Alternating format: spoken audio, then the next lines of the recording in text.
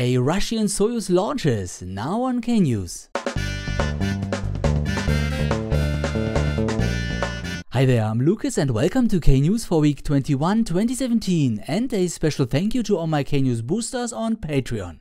Now of course, Electron is still up for launch this or the following week, but I already covered that one in a special since it is its first launch. This is of course by far not the first launch for Soyuz. In fact, you could call it the hot rod of rockets. Its exterior is still very classic, but it gets upgraded on the inside frequently.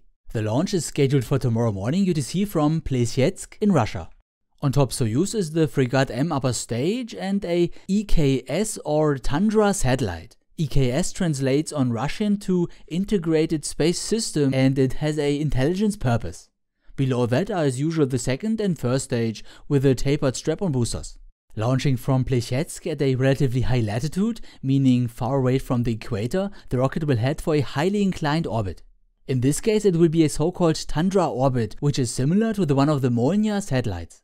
These orbits are quite similar because they share a high inclination and high eccentricity. However, a Tundra orbit is geosynchronous and stays over roughly the same region, while a Molniya is not. Both are used for communication and observation satellites, since they stay over the same spot for quite a long time due to the high and slow apoapsis. They are also cheaper than stationary orbits, since the satellites can be smaller and lighter when they don't have to circularize their trajectory. I'm not entirely sure though how much of a reason that really is. An important aspect, however, is they fly over much higher latitudes and can cover more northern regions than regular satellites on stationary orbits. The satellite system's main purpose is to identify and track ballistic missiles shot at Russia and Moscow in particular. Around the capital and domicile of the wealthiest people in Russia is the so-called A-135 anti-ballistic missile system, which the Tundra satellites will supplement. These anti-ballistic missiles take no chances and, if I understand correctly, fire small nuclear weapons towards incoming nuclear missiles. They basically fight fire with fire. However, that's an effective way to make sure you don't miss. The enormous shockwave would crush any ballistic missile in a few hundred meters distance.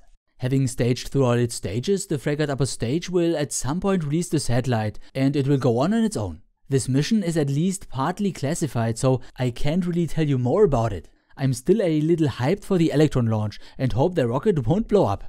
Unlike SpaceX in the beginning, they don't really have that much funding, I think, and SpaceX blew up their first 3 rockets over the course of 3 years. I really hope that won't be the case for Rocket Lab. Okay, that shall conclude episode 86 and hope to see you next one if you like. Auf Wiedersehen and thank you for watching.